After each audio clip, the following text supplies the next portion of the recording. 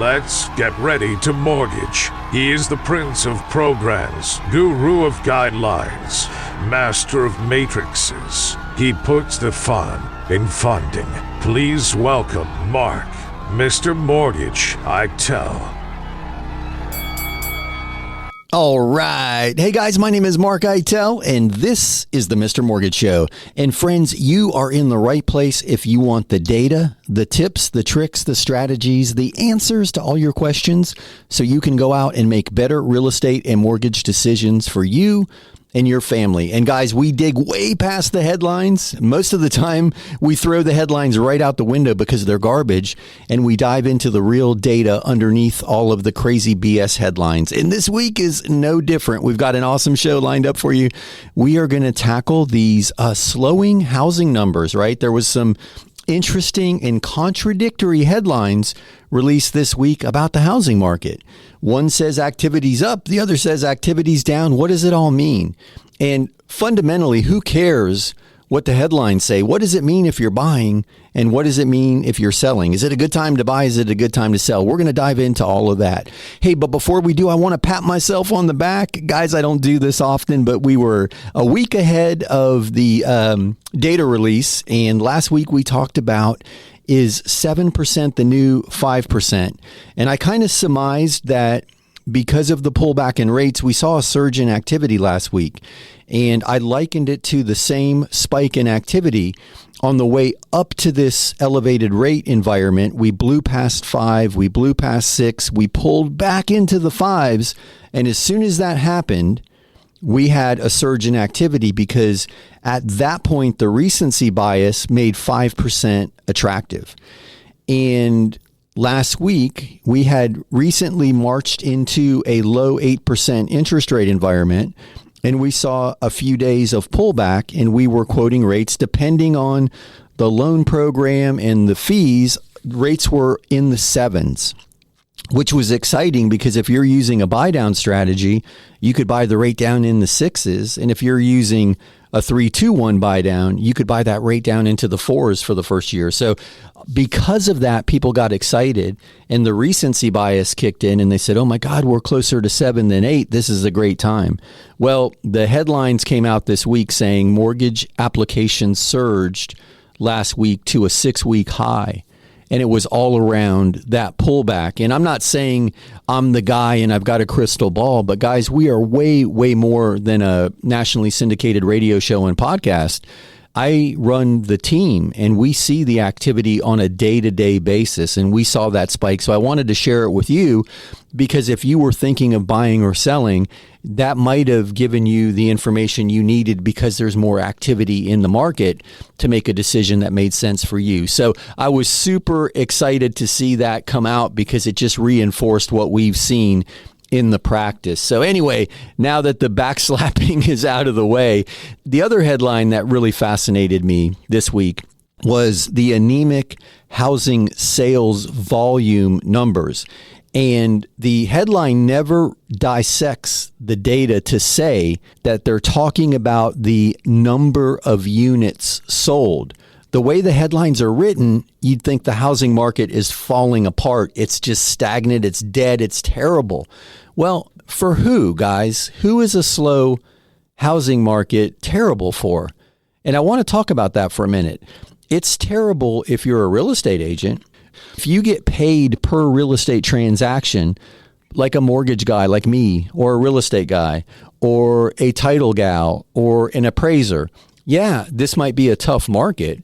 But if you're a buyer or seller, what does a slowing volume really mean? So let's talk about that for a minute, because if you're selling, traditionally a slow sales volume happens when nobody wants to buy.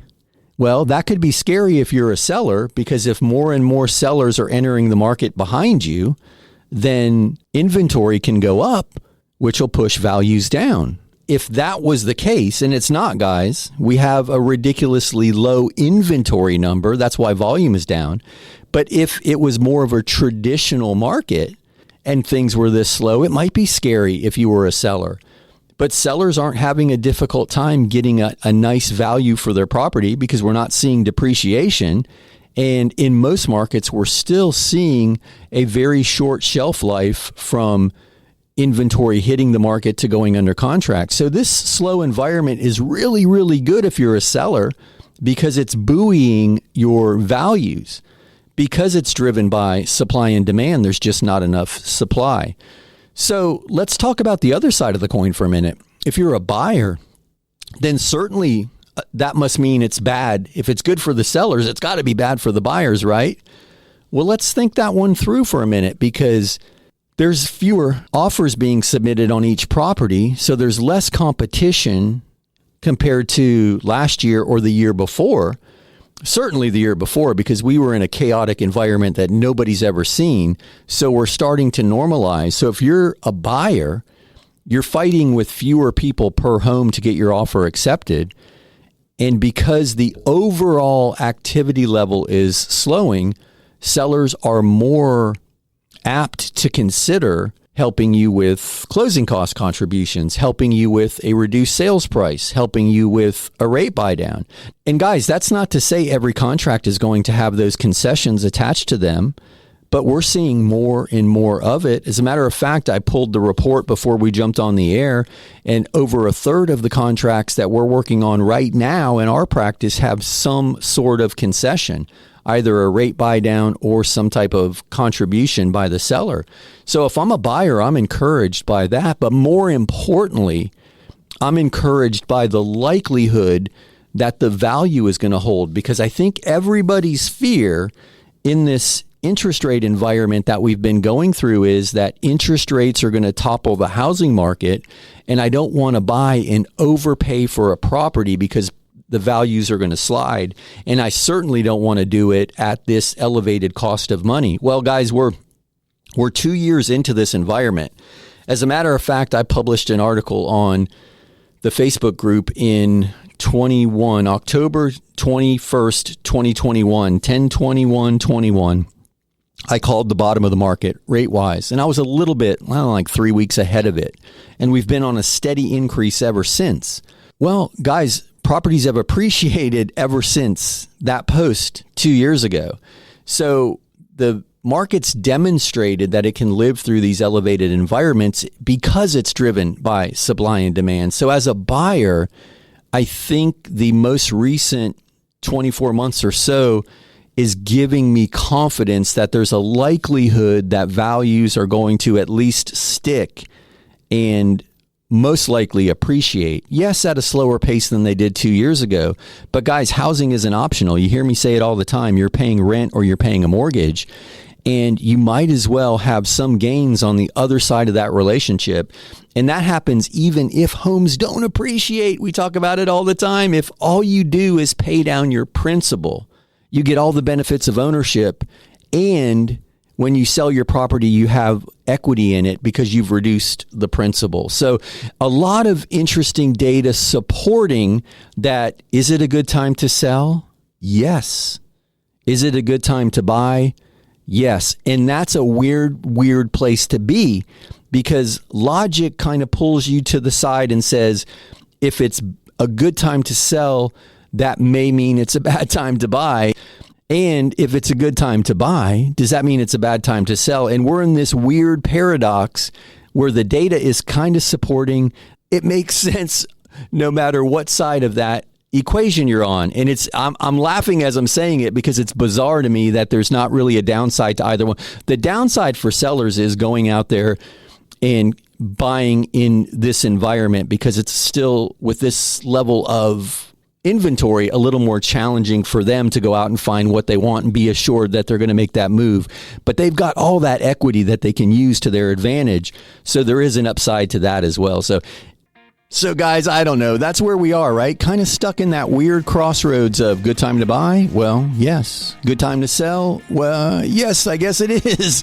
Yeah, it's kind of weird. We're stuck in the middle, right? But anyway, you hear the music. You know what that means? That's my cue. We'll be back in a few. On the other side of this very, very short break, we'll be back with more of the Mr. Mortgage Show, and we are going to dive into your questions. Hang in there with us. We'll be right back.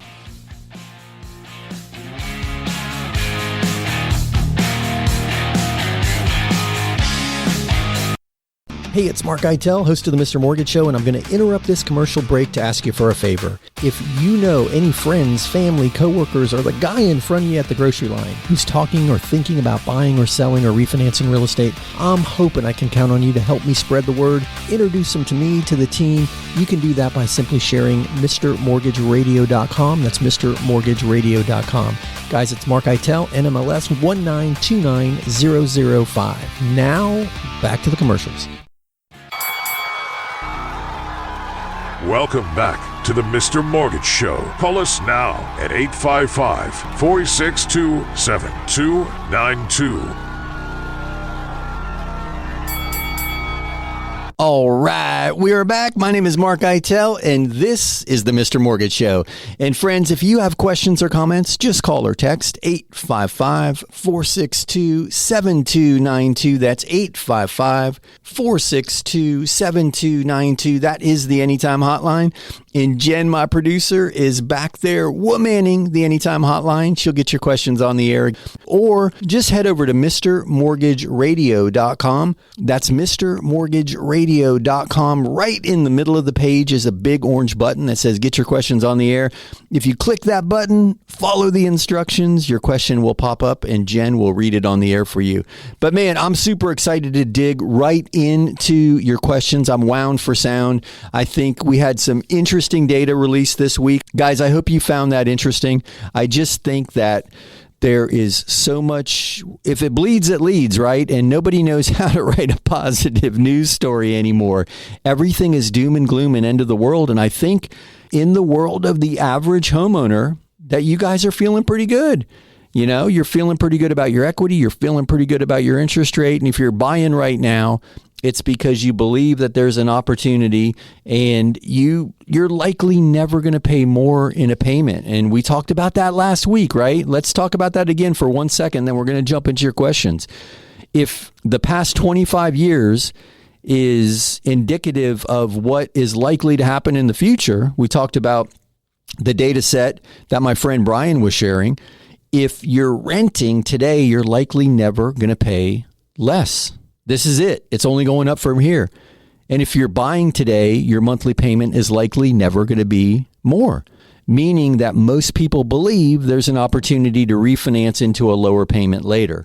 So if renting and buying is in about the same price range, then logic dictates buying makes sense. And if you're selling right now, man, there's still a school of hungry fish waiting for the bait to hit the water. So we're seeing a lot of activity around well-priced, well-maintained homes. So, but with that being said, let's dive right into your questions. Jen, if you have one ready, I am ready when you are. Kristen is asking this one. I have been seeing ads for an equity loan that doesn't require a monthly payment. I think it's called Equity Share. Can you explain what this is? Hey, Kristen, that's a great question. And yeah, that's getting a lot of conversation online right now. And I'm really fascinated by social media because, you know, everything that's old is new again, right? This isn't a new concept. And because it's so unique, there are a lot of people talking about it, right? You know, that's part of that headline culture that we live in. Everybody's looking to grab your attention. So people are talking about these obscure lending programs. So you're right. It's called home equity share or an equity share loan, an equity share relationship. There's all kinds of different names for it. I think there's 4 or 5 companies that I'm aware of that are offering it. But essentially what you're doing is you're selling a percentage of your ownership. So this company that's loaning you the money is doing it in exchange for a percentage of the property's value and a percentage of future appreciation. And it can be quite costly compared to other loan options if you evaluate it purely from a cost of money standpoint. But you're right.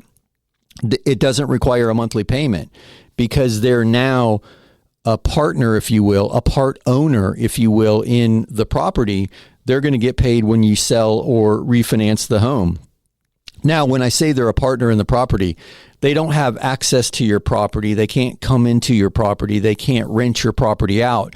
But essentially, you're now a co-owner with this lender, if you will, of your property, and you've negotiated that they own a percentage and a percentage of the future appreciation. And those numbers don't have to be the same. As I mentioned, if you look at it mathematically, it could be costly. Now, however, if someone is credit challenged or income challenged, you have a low credit score, you're not going to meet a home equity line or a rec refi underwriting guidelines, and you're in a pinch, this may be an option. But if you're curious to learn more about it, Google home equity agreement, and you'll most likely find the big 4 or 5 companies that are popping up. And if you want more information, just shoot me an email. I can happily share with you what I find. We don't originate them, but I'm aware of them. They've been around for a while. There are certain cultural and religious segments of the society that we live in that doesn't believe in paying interest. And often these equity share type loans circumvent that challenge. So I'm aware of how they're structured, and they've been around for a while. We just don't originate them. But that's a great question. And if you have questions, I'll help any way that I can. Hey, Jen, throw me another question. Natalie emailed this. I just found out that my mother has a reverse mortgage. I'm concerned because we're moving her into a care facility, and I've heard we'll have to pay off the reverse mortgage or she'll lose the house. Is this true? What are our options? Thank you. Wow, Natalie, this is a great question, and another big misconception around the reverse mortgage. So here's the interesting thing. I need to know more. Like, is she moving into the care facility just for rehabilitation? Is she going to be there full time? I mean, there's a lot more that I need to know, but I can share this with you. If you vacate the property for up to 6 months, you're fine. If you vacate the property for up to 12 months for medical care, you're fine. And what I mean by that is, if you're recovering from surgery and you're going through a series of rehabilitation facilities, you have up to 12 months to get back in the home as your primary residence. Now, I said up to 6 months for other circumstances, and that's because the reverse mortgage has to be on your primary residence. So let's say you've got a house in Florida and you live there for 6 months and a day, and then you're in your vacation home somewhere else for the remainder of the year. That's fine. You can have more than one home. You just have to live in your primary residence for 6 months and a day and maintain it as your primary if that's the property with the reverse mortgage. So on the surface, you've got 6 months for non-medical reasons, 12 months for medical reasons. I hope that helps, but I would love to know more. Is she moving into the facility full time? Is it just a recovery period? I would need to know more. And then let me say this. Once the last living borrower dies or vacates the property, the lender will issue the notice saying that the loan is due. You as the heirs or the power of attorney or the trustee, you've got 30 days to let them know whether you're going to buy out the loan or sell the property. And then typically the lender will work with you for a 6-month period to get that property sold and the loan satisfied. So rarely, unless there's been some other activity behind the scenes, is it ever a give me a check or give me the keys type of ultimatum. So exhale, because you likely have time, and call me or shoot me an email and let's set up a phone call, because I would love to walk you through the next steps, and I would need to know a little bit more information. But great question. I appreciate that one. Guys, we touched on reverse mortgages a couple weeks ago, and I had a lot of questions off the air about it. So I'm always open to discussing it. So great question, Natalie. I appreciate that. But hey, guys, you hear the music? You know what that means? That's my cue. We'll be back in a few. Sit tight on the other side of this very short break. We'll be back with more of the Mr. Mortgage Show. Hey, it's Mark Eitel, host of the Mr. Mortgage Show, and I'm going to interrupt this commercial break to ask you for a favor. If you know any friends, family, coworkers, or the guy in front of you at the grocery line who's talking or thinking about buying or selling or refinancing real estate, I'm hoping I can count on you to help me spread the word, introduce them to me, to the team. You can do that by simply sharing MrMortgageRadio.com. That's MrMortgageRadio.com. Guys, it's Mark Eitel, NMLS 1929005. Now, back to the commercials. Welcome back to the Mr. Mortgage Show. Call us now at 855-462-7292. All right, we are back. My name is Mark Eitel, and you are listening to the Mr. Mortgage Show. And you heard the man. That number is 855-462-7292. That's 855-462-7292. That is the Anytime hotline, and you can call or text that number with your questions or comments, 855-462-7292. Or head over to MrMortgageRadio.com. That's MrMortgageRadio.com. And right in the middle of the page, just under my ugly mug, is a big orange button that says Get Your Questions on the Air. If you click that button and follow the instructions, your questions will pop up on our end, and Jen will read them on the air for you. But man, we had some great questions to kick off the show, and I know Jen's got some more back there, so let's keep them rolling. Go ahead, Jen. Armando shot us a text. Last week you said I can't use a personal loan for a down payment. I was thinking I would borrow against my 401k. Is this any different? Hey, Armando, this, my man, is a great question. And I thought that conversation last week might have confused some people because if I remember correctly, the question stemmed from someone who had a personal line of credit that they wanted to use for a down payment. So it was like an unsecured personal loan, if you will.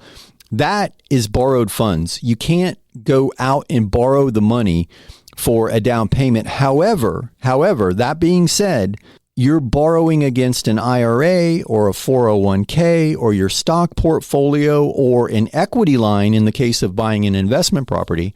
You can do that. And the difference is that's your money.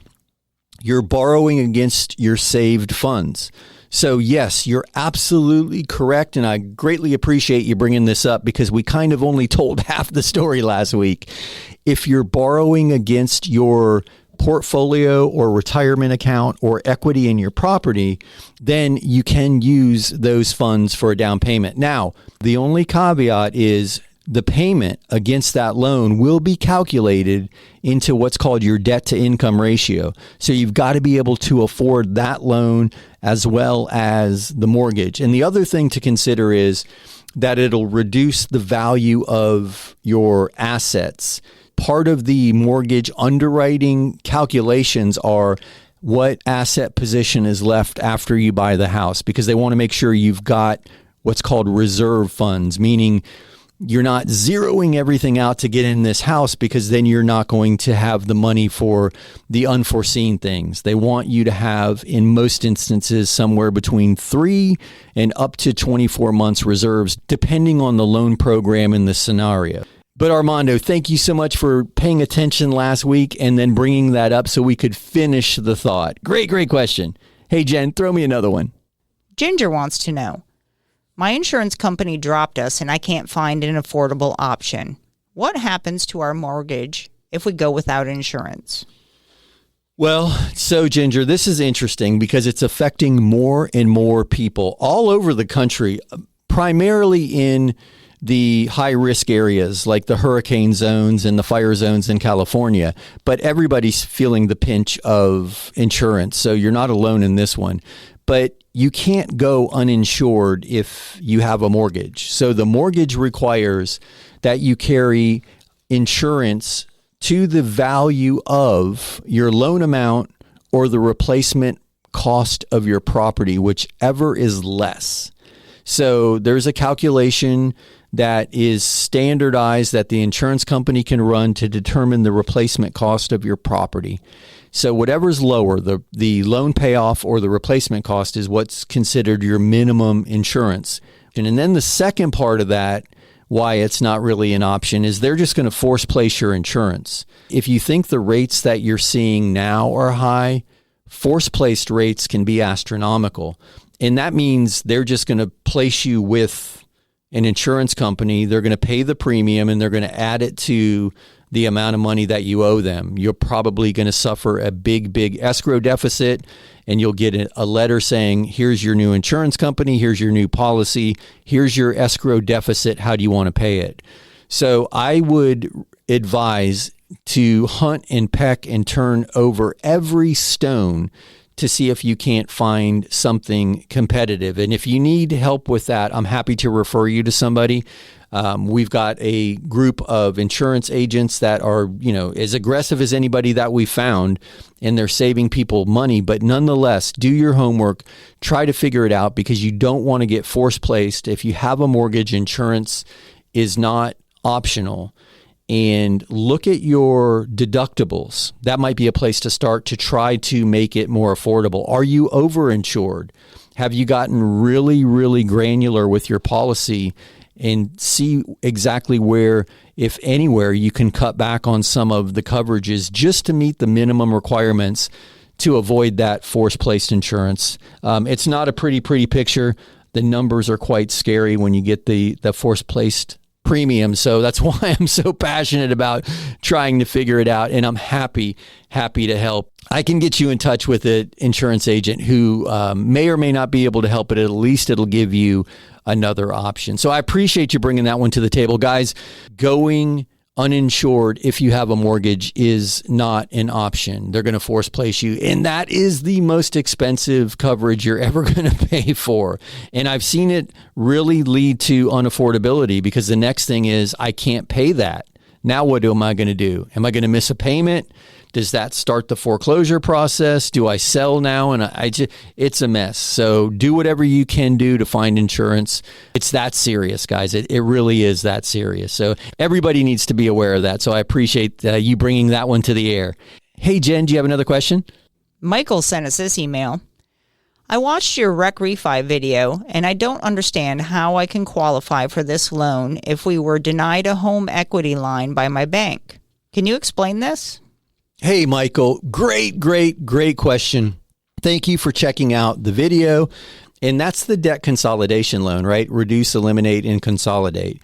So what happens, Michael, is when you go get an equity line, you heard me mention it earlier about the debt to income, right? You've got your gross income, and they take all the debts, and that's a percentage of your gross income. So if you're doing a debt consolidation loan and you're going to pay off a car payment and 2 credit card payments and a boat payment if you're in Florida. I don't know why I always throw the boat payment in there. I guess because I'm a Floridian. I don't know. But nonetheless, if you're going to pay off all of that consumer debt with the Rec Refi, we get to take all of that debt out of your debt to income calculations now. Now we'll pay that off at closing with the proceeds from the loan. The lender is assured that you're going to pay that off because it's handled at the closing table. So with the equity line, that's not how it works. That's counted as new debt.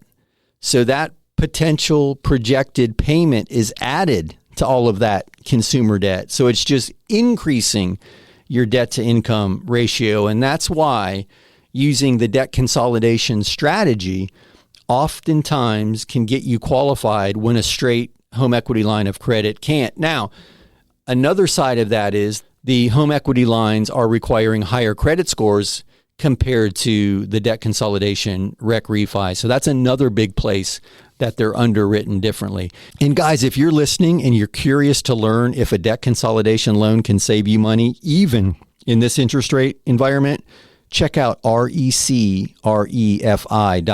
That's recrefi.com. But I appreciate that question. It's a good one. Basically, we're allowed to take the debt that you're going to pay off with the proceeds of the loan right out of the equation up front, because we know we're going to pay those at the closing table. So that's the big reason you have a better debt to income ratio with a Rec Refi. All right, guys, you hear the music? You know what that means? That's my cue. We'll be back in a few. Sit tight on the other side of this very short break. We'll be back with more of the Mr. Mortgage Show. Hey, it's Mark Eitel, host of the Mr. Mortgage Show, and I'm going to interrupt this commercial break to ask you for a favor. If you know any friends, family, coworkers, or the guy in front of you at the grocery line who's talking or thinking about buying or selling or refinancing real estate, I'm hoping I can count on you to help me spread the word, introduce them to me, to the team. You can do that by simply sharing MrMortgageRadio.com. That's MrMortgageRadio.com. Guys, it's Mark Eitel, NMLS 1929005. Now, back to the commercials. Welcome back to the Mr. Mortgage Show. Call us now at 855-462-7292. All right, we are back. My name is Mark Eitel, and this is the Mr. Mortgage Show. If you've got questions or comments, just call or text 855-462-7292. That's 855-462-7292. That is the Anytime Hotline. Or head over to mrmortgageradio.com. That's mrmortgageradio.com. Click that big orange button that says Get Your Questions on the Air. Follow the instructions and your question will pop up on our end and Jen will read it on the air for you. But speaking of Jen reading questions, let me toss it her. You ready? Okay, go ahead. Greg has this problem. Okay, so I know this was dumb, but we bought a house 18 months ago and didn't do an appraisal or inspections. Now we find out the addition wasn't permitted and our bank won't give us a HELOC. Can we sue the seller? We paid cash and there were no agents involved. We did buy title insurance, if that helps. Wow, man, oh man, oh man. Greg, I hate to hear this. I am so bummed that you're in this situation. This is exactly what I was warning against during the pandemic when everybody was waiving their rights to appraisals, to inspections. It was crazy. The title insurance part of it, that's not going to help. The title insurance would help if there was like an unrecorded lien or something pops up.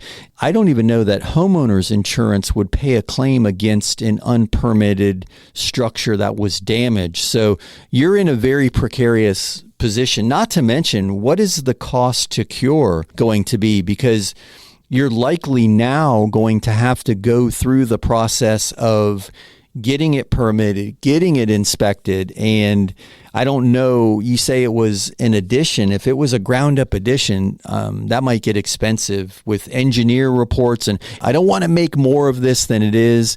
You're already in a tough situation. As far as the suing, I would imagine, but I can't say that for a fact because I'm not an attorney. I don't play one on TV and I didn't sleep in one of those fancy hotels last night. So I really shy away from legal advice. Now, I would ask this. Did the seller provide you a disclosure document? Because you mentioned there were no agents involved. And if there were, it's pretty typical that a seller's disclosure is part of the contract package. And in that disclosure, the seller discloses known defects, and certainly an unpermitted addition would have to intentionally be non-disclosed, and there could be some malicious intent there. But I don't know. I would like to know a little bit more. I would be happy to point you in the direction of a real estate attorney in your location. We have several attorneys in our network in locations all over the country. I'd be happy to refer you to somebody that might be able to answer the questions more concisely. But man,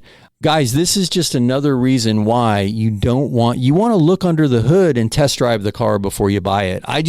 I'm old fashioned that way. This whole waving thing, you're not in a parade. You don't need to be waving at everybody. You need to protect your butt so that on the other side of this, everybody wins. So man, I hate that you're in this, but I appreciate you reaching out to us. Hey, Jen, throw me another question. Lisa used the website. We're going the manufactured home route for our first home. It's the only affordable option right now. I've heard there are limitations as far as mortgages go. What should we look out for? And of course, we'll call you when we're ready to buy. All right, Lisa, thank you for that. And we will be ready to help when you are ready to move forward. Super excited for you. And man, manufactured homes aren't what you remember them being. This ain't grandma's trailer park. I'm sure you're going to find a place that you'll love. But back to your question for a minute. Limitations. So I think you'll find there are fewer limitations than you might think. And this is another weird place where there is a lot of misconceptions. And it could have stemmed from COVID, because during COVID, there were overlays placed on manufactured homes from the lender standpoint. And guys, an overlay is a temporary, more restrictive guideline put in place by a lender. So Fannie Mae and Freddie Mac and the VA and FHA, they write the guidelines, and it's up to the lenders to abide by the guidelines so they can sell the loans through the wholesale channels. Now, occasionally, a lender will put an overlay in place to limit a certain type of loan program from coming through their portfolio. Maybe they have too many of them. So overlays were common on manufactured homes during COVID, but all have been lifted. So the two things you're going to want to watch out for if you're looking for the widest availability of loan programs, one is the age. So in the summer of 1976, they changed the manufacturing requirements and the installation requirements for the properties.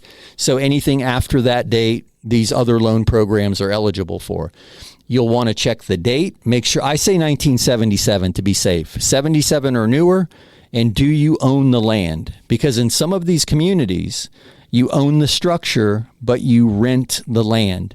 And yes, there are financing options available in that scenario, but they are far, far more limited. So if you want the widest variety of programs available, look to the age and make sure that you are going to be buying the property and that the structure is deeded as real property. So that's what I would watch out for. But I appreciate the question, and we are here when you're ready to have that conversation. Thank you for that one. Hey, Jen, throw me another question. Eric called this one in. My parents are in a jam. Their insurance was canceled because of the old roof, and they can't get new insurance without replacing the roof. They don't have the money, and frankly, neither do I. Can I co-sign an equity loan for them? I can handle the payments, just not the entire cost. Oh, boy. Oh, man, I hate to hear this. This is like the ultimate catch-22, right? You get the insurance canceled because of the roof, and you can't get new insurance until you get a new roof. But a new roof is $10,000, $20,000, $30,000, $40,000, and you're stuck, right? So most people do exactly what you're thinking. They go the equity line route.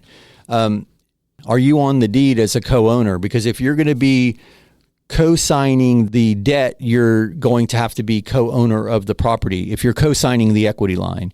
And then there might be a requirement that you're a co-owner for a minimum period of time before that financing is available. So to answer your question, it may be doable, but you would have to be on the deed, and you would have to be on the deed for whatever period of time the equity line lender requires.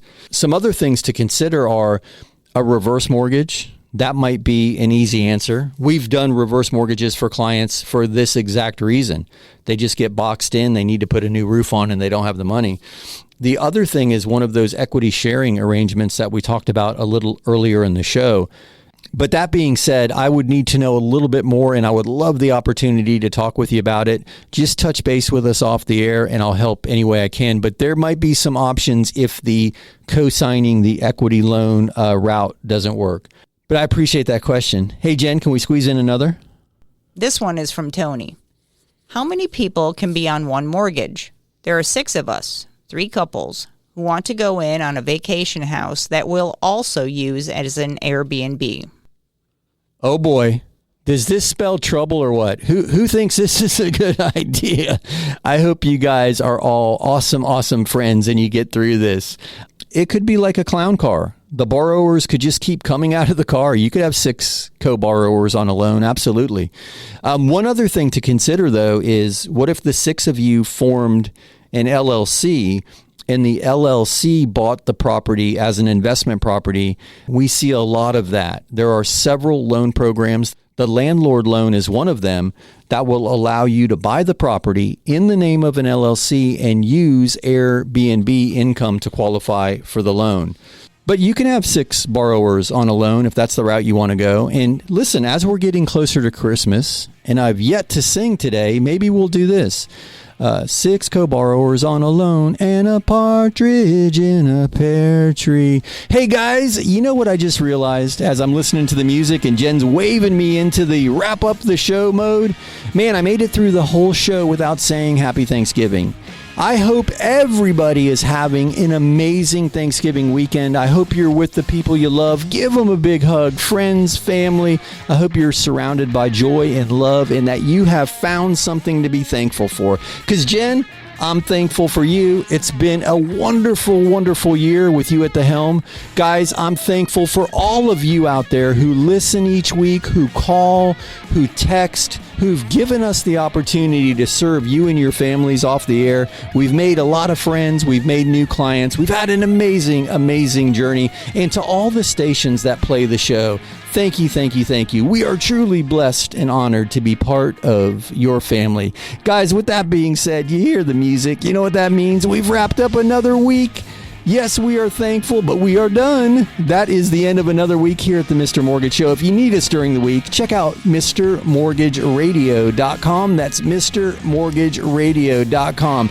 All right, guys, put on the sweatpants, make a turkey sandwich, and we will see you next week.